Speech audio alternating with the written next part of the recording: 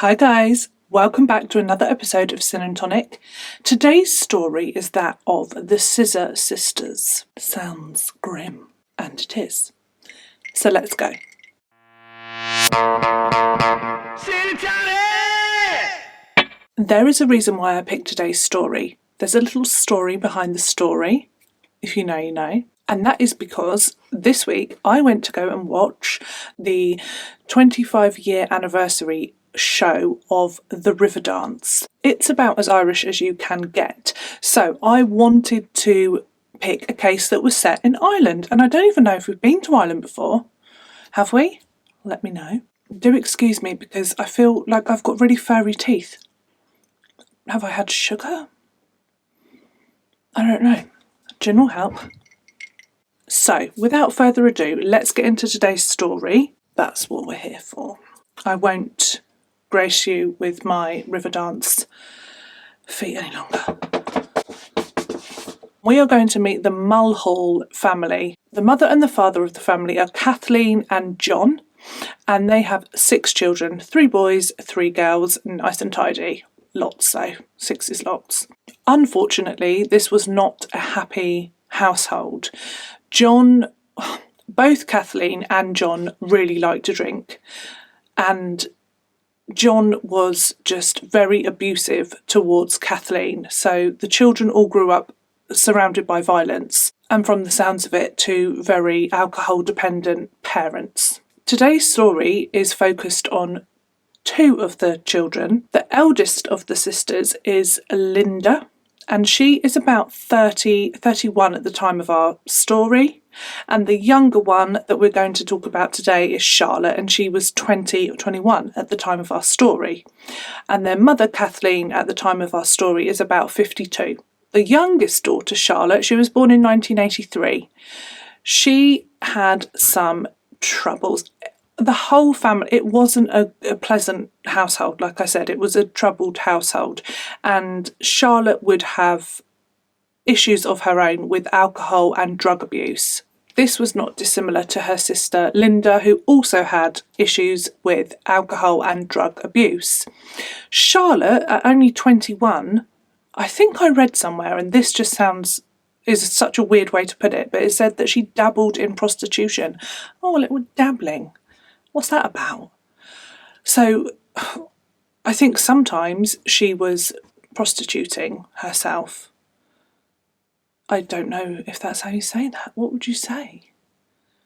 She was selling her... You know what I mean? So sometimes she was doing that, probably for drug money. And at the tender young age of 21, she had a criminal record for criminal damage and other petty crimes. Linda, her older sister, who was 30, she was born in 1975. Linda had quite the colourful background before we get to our story, even colourful. She was arrested when she was 18 for theft. She was heavily addicted to drugs and alcohol, and at the time of our story, she was addicted to heroin. That's nasty. That's nasty. She had 4 children, but at the time of our story, she was a single parent, and there is a reason for this, and this is why I say it was all very colourful. She had 4 children, and she separated from the father. She then started a relationship with somebody called Wayne Kinsella. Now, this is something else. We'll touch on it briefly. He would, in fact, abuse her 4 children, beat them, just a terrible human and not nice person, and he would serve time for child cruelty, 7 years, and her children were then taken into care as well. So this is all just very, very messy. Wayne himself was a very violent person. He was violent all the way through when he was at school. He was violent, he got kicked out of school, and he was violent towards his own parents. He broke his mum's jaw once. So just like something else. You know, sometimes when you just think you wouldn't want to mess with those people, like, oh, you wouldn't want to mess with them, but like that is, you mean these people, literally. You wouldn't want to mess with them. You just wouldn't want to be near them because what the hell. In May of 1996, Wayne Kinsella would serve 8 years in prison for the murder of an OAP he killed him while he was visiting his wife's grave, I think. I didn't look too much into all of this. It just gives you a little picture or a big picture of the type of, this is the type of person that Linda chose as a partner. And yeah, so it's just to show the level of extreme violence that this family was used to. They had it from their father, and then it kind of, sometimes it just goes down, doesn't it? You repeat what you know sometimes, lots of the time. And sadly, that was the case here. And just to finish that off, in May of 2012, Wayne Kinsella was sentenced to life in prison for another murder. He murdered somebody else. 8 years is kind of short for the first murder. Anyway, Sophie, needless to say that later on, at the end of our story, a judge would say that the children's childhood, Linda and Charlotte, and their other siblings, was, quote, troubled and tough. And it sounds like that was to say the least, to be honest. But okay, so there is the picture of the family. In the early 2000s, Kathleen and John, their relationship was, well, rocky and non-existent. They weren't really together, but they lived together. And then in 2002, Kathleen would meet somebody called Farah Noor. He was 12 years younger than Kathleen, and he was from Kenya. He moved to Ireland in 1996 when he was 31 years old, and weirdly, he told everyone that he was probably so that he could stay, and I don't know, and not be deported, but he told everyone that he had, he was a refugee of war, so he was from Somalia. This is what he said, but it wasn't true. He, in fact, had a wife and 2 children back in Kenya, and they were fine, but he told everybody that he was fleeing war in Somalia and that his whole family had been killed, and that's why he'd come to Ireland. That's naughty, isn't it? But that's what he said. And he didn't come over to Ireland and become a model citizen. He wasn't somebody that Ireland wanted to have, let's just say. He was a piece of work. He got busy. He would assault and sexually assault a number of women. There were 3 that we know of, but that's only that we know of. One of which was a 16-year-old girl with learning difficulties. And another 2 women, they came forward, and they all of them fell pregnant from their rape. I have no words for that. What a piece of shit. 2 of them were minors. So sorry, not women. 2 of them were girls. We'll just say that. They were girls. Now, it wasn't like none of these people reported it or anything like that. They did. Some of these things that he'd done were reported, and yet he never spent any time in prison. So I don't know. I think it's that thing where it's so hard to get conviction for. Let's not go down that road. But yeah, so he didn't serve any time in prison. And then, so Kathleen's met Farah. I'm assuming she knows his past, but they are all very troubled characters, aren't they? And yeah, she decides that with John, her husband, ex-husband, they're not divorced, but they're not together. So with John still living at home, she decides that Farah, she moves him in, basically. She's like, oh, don't worry about it, you can move in. Great. So John is like, well, no. Do you know what? No. Because that's weird. And he moves out, and he moved out with some of the children, some of the 6 children. Oh, don't worry, John, you can just live with my new boyfriend. Ooh. How about now? Yeah, so John's out of there. Now we come to the 20th of March in 2005. This is a Sunday, and it's 3 days after St. Patrick's Day, which is the 17th, I do believe. And in Ireland, St. Patrick's Day is huge, and there is a lot of partying, celebrating, drinking, just general hootenannies and fun times. And because it was the 17th, so the celebrations just go on, they went on into the weekend. It's like a bank holiday weekend because of it. So it's a time to celebrate and have fun with some Guinness. Do you know I've never had a Guinness? I will try, but it looks so filling. Imagine that, basically drinking a meal. It looks fantastic. It smells okay. Maybe I should try one. Oh, well, I've missed the trick there. I should have had one, shouldn't I? I should have bought a can. Never mind. On this particular Sunday, Charlotte and Linda are together, and Charlotte is trying to convince Linda to have a go. Let's have a party. Come on, it's Sunday. We've got the day off tomorrow. Although I don't think they worked. I don't think they worked, other than dabbling in prostitution, if you want to say that.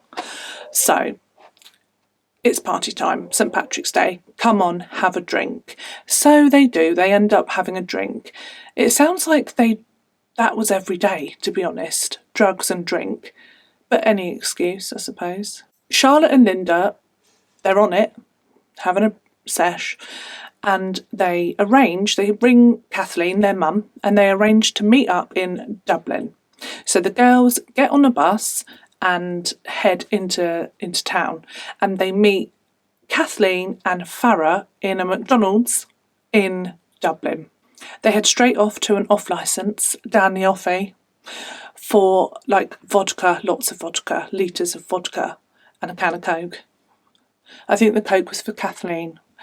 But Farah also, did I mention? I don't think I did. Farah is also a huge drinker and drug taker. And the trouble is, when Farah takes drugs in particular, he's probably a bit of an arse on the alcohol, but when he's taking drugs, he is ever so violent and it's just too much. So that is where he has started to abuse Kathleen. There's been talk as well that he has raped Kathleen, and the violence is extreme and awful. So not a good relationship, not at all.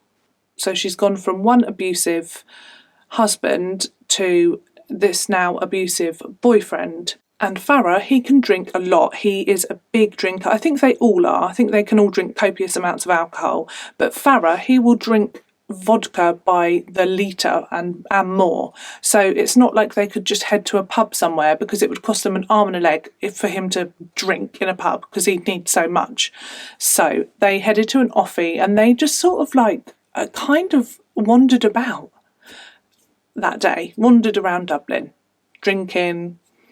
And then they head down to the pier, and this is where it really kicks off. It really kicks off, and whoa, the party gets started, because Linda pulls out some ecstasy. She's got some. And she gives one to Charlotte. And their mum, Kathleen, she sees this going on. Now, you would think, I thought, oh God, she's going to kick off. You know, she's with this guy that when he takes drugs, he's awful. And now she's just seen her daughters taking ecstasy. She's going to be super cross. She might give him a slap around the head or something. I don't know. No. She just goes over and she says, can I have one? So they're all just off their nut. They're all all three women are now on ecstasy. Is that how you say it? I think. And drinking, just wandering around Dublin.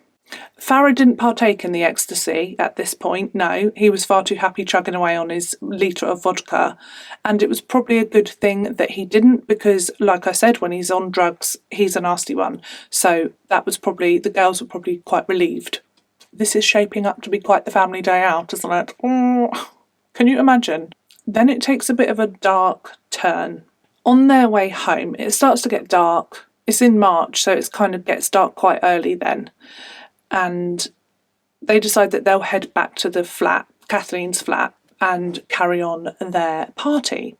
So on the way home, Farah spots a really small boy, like a 5-year-old boy, and he's convinced that this boy is his son, one of his children that he's fathered since he's been in Ireland, raping people. So there are no words. And he's convinced that this boy is his son, and he's really, really heavily intoxicated. At this point, they've probably been drinking all day and he's had litres of vodka. So he's not properly with it at all. And he picks this boy up. It must have been so scary for the boy. I couldn't find out any more information. Where was it? Were his parents there? And this guy's a scary guy. So that's just very frightening, horrible situation. And Kathleen the whole time is screaming at him and shouting at him, and it's a big like hoo-ha. She's like, put him down, he's not your son. It wasn't his son. So this commotion happens, and then the whole rest of the way home, after he's put down this small child, Kathleen and Farah argue, and they're just really, really arguing and going for it. And when they get back to the flat, Farah is in a really foul, horrible mood because they've had this argument. Feeling the party vibe waning, the women are like, right, we can't have this. No, we can't ruin our fun. So Charlotte and Linda crack on some music, put a bit of music on, start having a boogie, having a drink.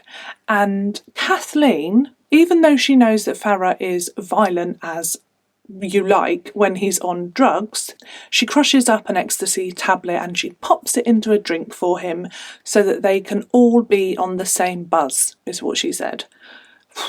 I have never taken ecstasy, but I imagine from the name it makes you happy. So it did that, and it cheered him up. A little bit too much. A little bit too much. Too happy. So Linda and Farah are sitting on a sofa together. And by the way, guys, this is only at like 6 o'clock in the evening, around then. Because like I said, it's dark early. But 6 o'clock, like that is more alcohol than I've probably had in my entire life by this point, by 6 in the evening. Whoa. Sorry, I digress. They're on the sofa, Linda and Farah. And Farah gets gropey. Very gropey.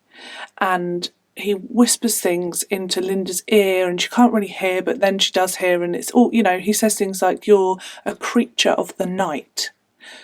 I think implying she's a prostitute. I think he got his sisters mixed up because I think Charlotte was the one that is a prostitute sometimes. So he was saying things like that, and they said, oh, you're just like your mammy. So I think it sounds like he was just absolutely off his tits. And he was saying all this stuff. And also, this is a man that he clearly takes what he wants. I mean, he's raped at least 3 people and Kathleen. So there's no line here. He's a dangerous, scary person. This is where it gets spicy. Okay, hold on to your hats. The 3 women, all 3 of them, were very unhappy with his behaviour. Linda was really unhappy and she wanted to get away, and she didn't like the fact that he was basically groping her. In one source I read that was as much as it went, and that Charlotte kept repeating to him, get your hands off of my sister, get your hands off of my sister, and he didn't listen. In another source that I looked at, it said that he started to actually forcibly try and move Linda into a bedroom. So then they were like, oh God, then panic set in because they know what he's like, and he was incredibly drunk. Kathleen is getting really angry and worried, scared probably, and she's shouting at Farah to stop it. And then he makes this sort of gesture like that, like watch out because I'm going to kill you sort of gesture. Charlotte, the younger sister, she goes into the kitchen and she gets a Stanley blade from the drawer. In America, it's called a box cutter, I think. So it's a short, stubby blade. Every time I see one, I just think they look evil. A little.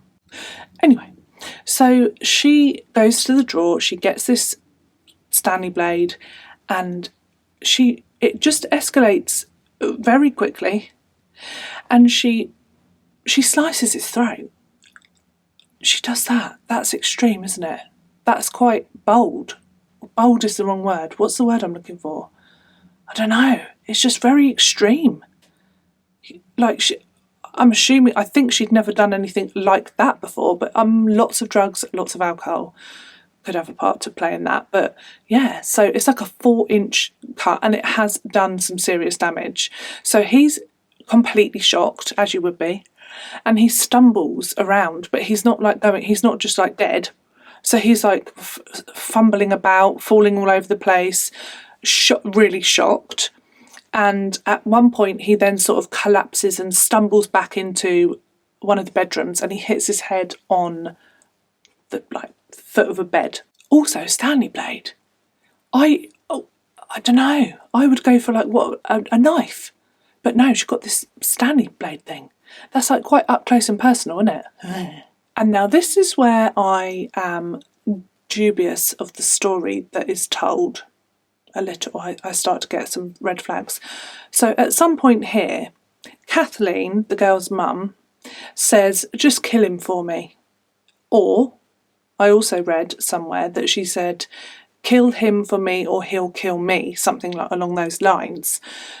But ultimately she asked her daughters to kill him for her, and she provided a hammer and a kitchen knife. I mean, he was incapacitated. Is that the word? Incapacitated at this point. He's had his throat cut. He's fallen and stumbled into a bedroom with all the anger and the whatever she must have had towards him at this time. I mean, he was going to try. It looked like he was trying to rape her daughter.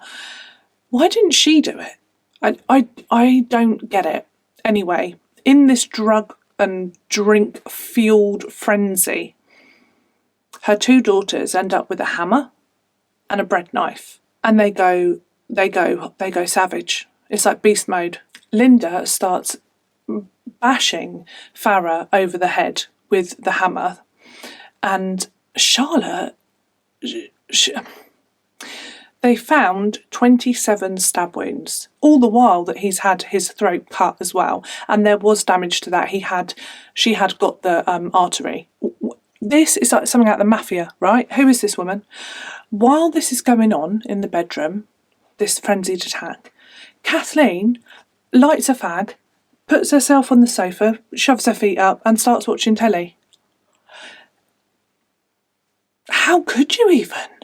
And that is why I'm dubious about the story, because it all feels very calm and collected and almost already thought out. Do you know what I mean? That's just a little suspicion of mine. When they finished what they're doing, the two sisters kind of realised, they said they realised, and it hit them, the severity of what had just happened, what they'd just done. Yeah, that's a big realisation, isn't it? And they started to panic. Kathleen, mafia mum, over here on the sofa with the fag, she's like, "Just get rid of the body, right? Calm down, shut up, and get that body out of my flat. Come on, capiche?" So the girls set to it and they move Farah's body from the bedroom into the bathroom. Just that in itself would have been quite the bloody mess. 27 stab wounds and and hammer blows. That's a big mess. They've made a big mess already. They take his body into the bathroom, and this is where they're like, they have the genius idea that they're going to dismember his body. They don't go and get themselves like any more equipment. No, they use what they've got, and that's a bread knife and a hammer, and they set to work. And it takes 5 hours to dismember his body. Did they have breaks? I have questions about that. Sometimes I have questions that I can't find an answer to. I'm like, did they stop and have fag breaks? Did they carry on drinking? Were they like downing vodka while they were doing this? I don't know why I need to know, but I just, to get a picture of it. But yeah, 5 hours. They weren't literally, surely, for 5 hours just working away. I can't imagine. Oh, just grim. They used towels and things like that to stem the blood when they were dismembering the body. I don't want to think too deeply about it, but I can't really imagine that. A bread knife, a knife, like a kitchen knife. They're not particularly sharp. And a hammer. The hammer was for the joints. Yeah. Linda later on would say that the smell was horrific. Right, moving on. They dismembered the body into 8 pieces, and then for good measure they removed his penis. Yeah. All the while, Kathleen, mummy mafia, is in the kitchen drinking and having a fag. So she did not get her hands dirty. No. They put the 8 parts of the body into black bags, sports bags, things like that, because they knew that they were going to have to remove it from the flat that, and then they set about cleaning up, they have got some stamina. This is what I mean. Did they have a nap? Did they eat? Did they sit down for a bit, have a cup of tea and a cigarette? I don't know. Like, it just seems crazy. 5 hours of dismemberment and then a massive clean. There must have been, maybe from the dismemberment, the bathroom, like mainly in the bath. That was surely really messy though. And then everywhere, like, you know, in the bedroom and all, like, that's a big job. Who has got the energy for that? At some point after they had dismembered Farah's body, Linda rang her dad, and it sounds very much like Linda was struggling a lot more with what had happened than Charlotte and Kathleen. So she called John and she said, oh, this has happened. John didn't believe Linda for a minute, and he was just worried about her because he thought, gosh, she's on drugs, you know, this has gone too far, she's losing her mind. So he went round to the flat. He was like, I'll go over and I'll just check in on her, make sure that, you know, she's okay. When he got there, the flat was clean, like immaculately clean, so they'd finished their clean-up job. And yeah, so he was like, oh, thank God for that, okay, like, are you all right? And then they walked him wherever these bags were, and yeah, imagine that. Look, Dad, look what we did. Oh my God. He was out of there. John was out of there. He was in shock, much like I'm sounding like now. He couldn't believe it, and he just wanted literally nothing to do with it. He was so scared and shocked, and just that he just left, and he wanted no more to do with it than he probably thought, why did you show me? Wouldn't you? I'd be peed off. I'd be like, great, thank you, I'd rather not freaking know. It's like, you know, I would just think, am I an accomplice now? And he didn't do anything. So they all said that he didn't touch the body, he didn't move anything anywhere, or he just saw it and scarpered. But still, like, you're then in that position, aren't you? Like, really? He should call the police. But no, he was just gone. He was like, oh, I didn't see it. So we're at 5 hours of dismemberment. I mean, they reckon that it wasn't long after they all got back to the flat, so around 6ish, that this all happened. So, you know, 6, so like 7, 8, 9, 10, 11, maths, Sophie. So that's 5 hours of dismemberment. It obviously took a while for the attack. So they're in the early hours of Monday morning now, and they're thinking, again, they haven't slept. What's going on? They're like robots. I'd be beside myself. Something else. Anyway, so they're now in the early hours of Monday, and they think this is a good opportunity to get rid of the body because no one's going to be up and about. So in a couple of trips, because there's lots of bags, 8, probably quite heavy as well, they decide to take these body parts down to the canal, the local canal, and dump them in there. And that is what they do. They have a look around, make sure no one's like up and about, and they dump the body parts out of these bags into the canal. And they hang around for a while to make sure that they've all sunk and they're not just like going to bob up again. So they kind of stick around for a bit. They also decide that they don't want to dump the head in the canal as well. No, because they're like, oh, it'd be too easily identified. So they don't want to do that. So also, the penis, where's that? Because that wasn't dumped in the canal. It was never found. They pop the head into a rucksack. They're like a bit of luggage in this story. Head in a rucksack. Okay. And then they get on a bus. And then they go into town. And there's even CCTV footage of them having a stroll about, bit of window shopping. Can you believe? With a head in a rucksack. They even take this bloody thing into a supermarket because they're a bit peckish. I bet they are. I mean, people will be thinking, oh, how could they eat? 5 hours of dismemberment and then lug in this. That's a lot, isn't it? I just can't get over that. There must have. What is in these drugs and stuff that they're taking? Because it's just superhuman, like, strength and awake power. Like, does it just make you really awake?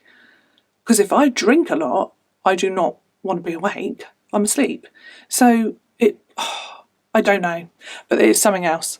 After they've had something to eat, bit peckish, had something to eat, they head to the Sean Walsh Memorial Park, say that quick, and it says that they find a secluded area and there's a bench, and in their wisdom they decide to bury his head under a bench.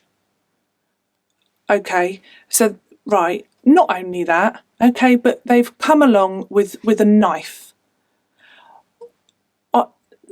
You know, I said like, oh, maybe it was all premeditated. Well, I don't think so, really. And if it was, take a spade, even just one of those, or a spoon would have been better than a freaking knife. Anyway, they dig a hole with a knife. What's that about? Literally, what, just stabbing the earth. Like, I can't even imagine that. And also, they weren't seen. It said they picked a secluded area, but this was daytime now, in a park. What? Just what would you think if you saw that? Anyway, they pop the head in the hole that they've made with their knife. I imagine they went home for a very long sleep after all of that. Imagine waking up from that sleep like, oh, God, what the hell? That was kind of the case for Linda. Linda did not cope well with what had happened and what she'd done. Not at all. So she was a bit of a state.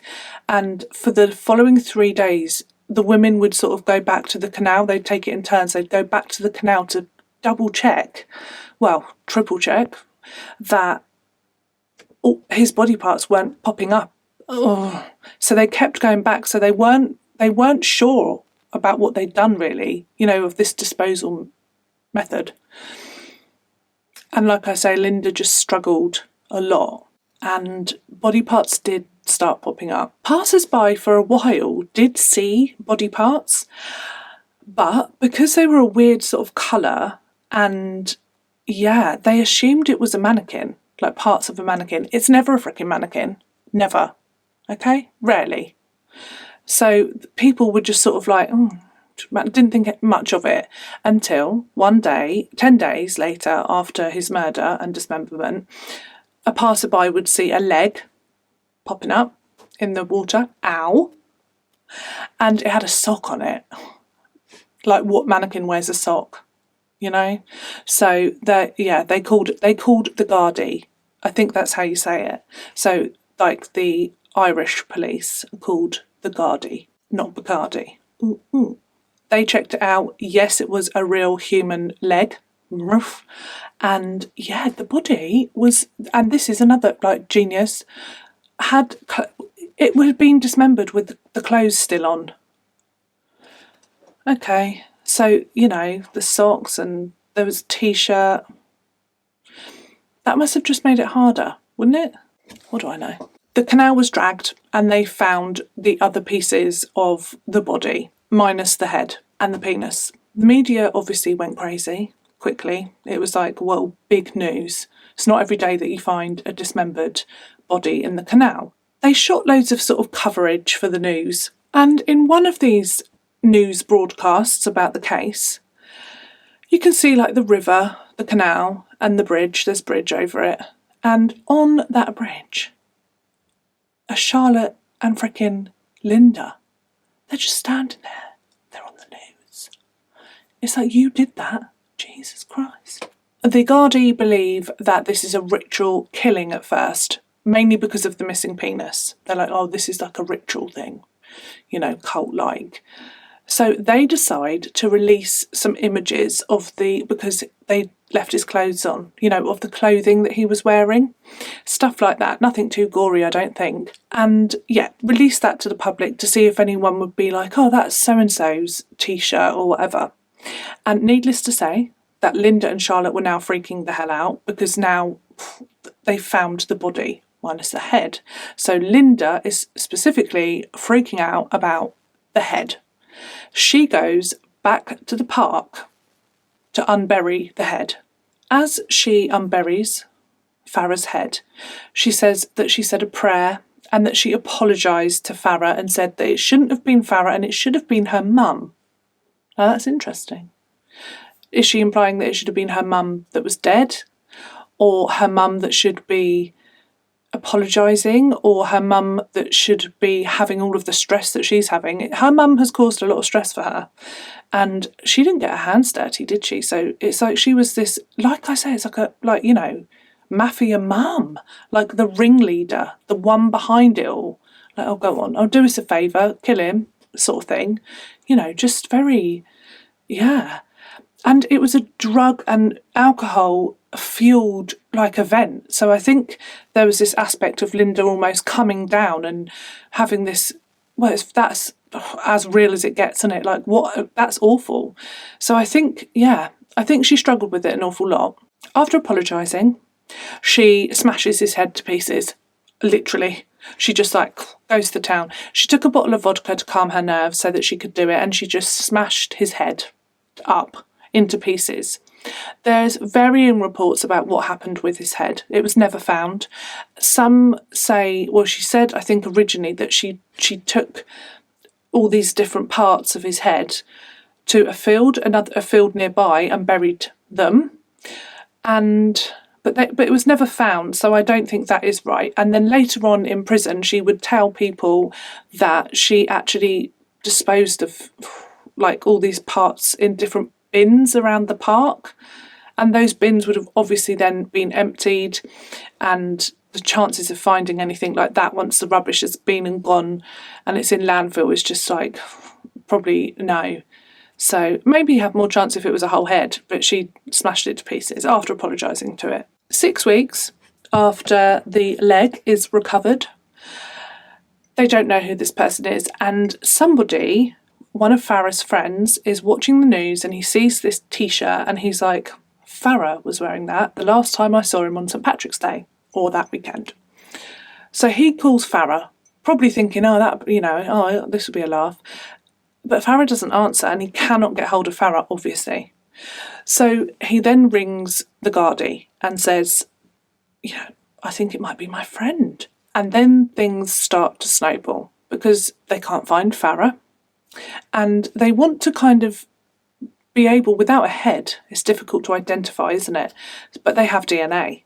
So then they speak to this friend and they find out that Farah had a child or a couple of children, and they obtain DNA from one of his children, and it is a match. So that is how they identify the body as Farah's body. It is not long after that once they know who he is, that they put all of these pieces together and they know that he was with somebody called Kathleen and blah, blah, blah. And it's really quickly determined that these 3 women have something to do with his murder. All 3 women are arrested on suspicion of murder. All 3 women deny anything to do with this. What? And there's no evidence whatsoever. There's no evidence. So they're all released. So it's like, woo, like for them, well, great, they're released, they've got no evidence. They must have been like, whew. And then 3 weeks later, Linda, who has struggled with this the whole time, she just cannot do it any longer. She takes herself in and she confesses to everything, and she tells them everything that happened, and she just says all. The Gardaí go to the flat, they search the property, and I was reading that one of the detectives or forensic people that was there, they were finding stuff, but then they did the luminol and the light thing, and she said it was just like there was just blood everywhere. She was like, she hadn't seen anything like it before. And so when they took all the samples, they then found that this blood and the DNA was all a match to Farah. And this was enough evidence to arrest everybody again. So they did. Well, they arrested Linda, they arrested Charlotte, but Kathleen was literally nowhere to be found. She had done a runner. So she must have caught wind that Linda was going to confess, and she just fled. She fled, and she wasn't seen again for 2.5 years. So she did a right runner. The girls pleaded not guilty to the murder charge because they said that it was like the defence was provocation. And I think that's because they didn't deny that they killed him. They did say that, yes, they killed him, but they were told to do it, and they were provoked into killing him. So they wanted a lesser charge of manslaughter. However, Charlotte, in her trial, they had none of that, and they sentenced her to life in prison. Linda, on the other hand, they did accept that plea, and she was charged on a lesser charge, and she got 15 years. I reckon that was because she confessed, she showed a hell of a lot of remorse, and she also cooperated entirely with the police. Wow, I say that. But she didn't really ever say, well, she never said where the penis was, and she never really kind of said where his head was. She was kind of vague about it. She didn't confess to where that was, the pieces of it. So, but she did cooperate for the most part. Also, in the story that they told, she was at the time being attacked and he was trying to rape her.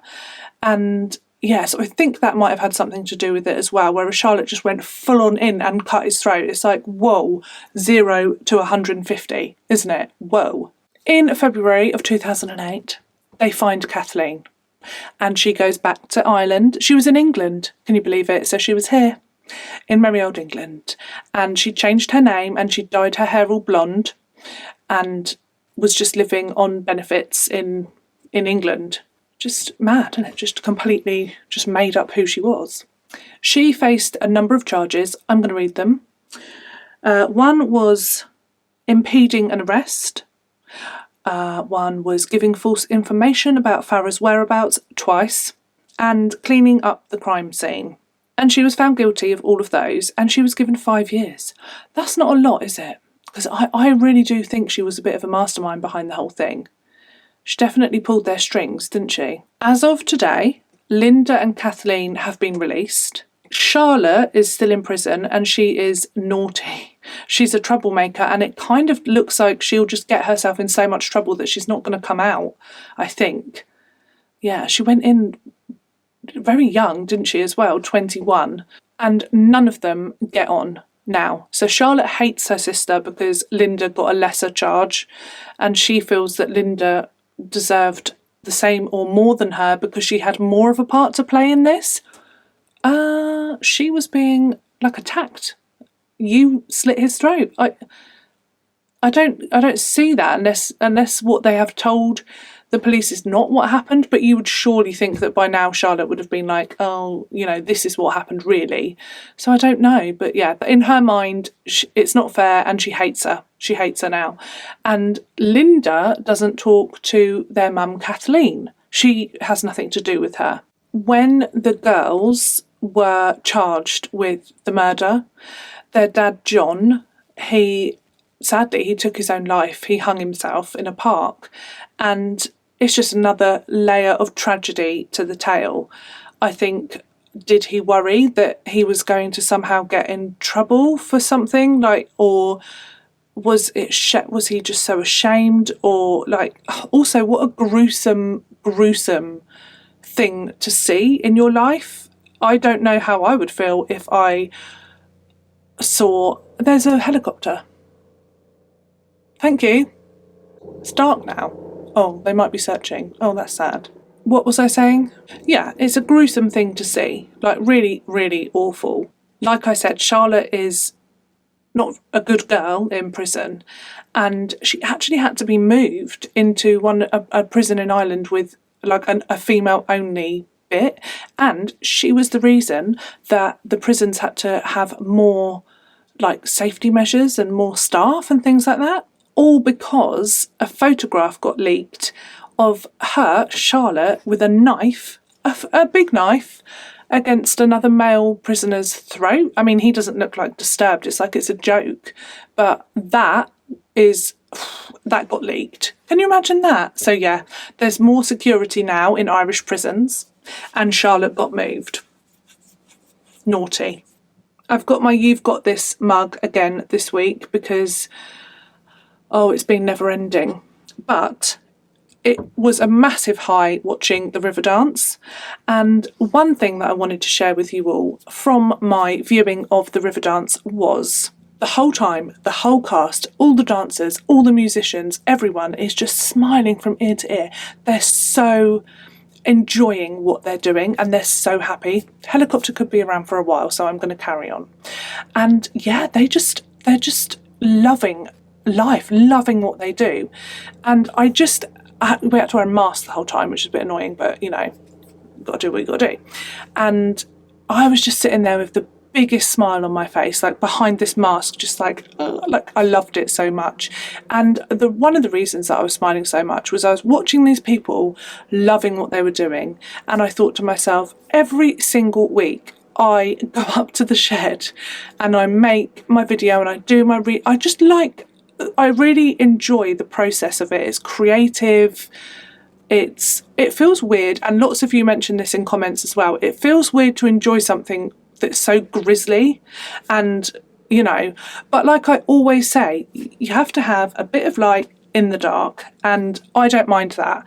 I think that's okay as long as you're respectful of the victims and things like that. But I don't think it's wrong to enjoy. Is enjoy the right word? I enjoy the process of making these videos. I really do. I love it, and yeah, I'm okay with that. But I just thought I would share it with you because, yeah, I was just sitting there thinking, I love what I do too. Yes, winning. Love what you do. Philosophical. What? Philosophical. Anyway, I just wanted to share that with you because I just was buzzing. I was like, yes, this is what it's all about. Doing what you love. Not to mention that every single week your comments like literally give me life. I love it. I love it so much. Everyone's just lovely. So thank you. That's all for today. That's all for this case. I am now going to get a cup of tea. A fun-sized bag of Maltesers. Go me.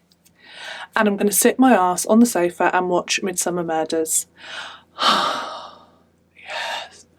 With all my Christmas lights on. Thank you so much for joining me again for another episode of Sin and Tonic. I hope you can join me next week for another true crime story and a mug or a glass or a vase or a jug or a bucket of gin. Bye!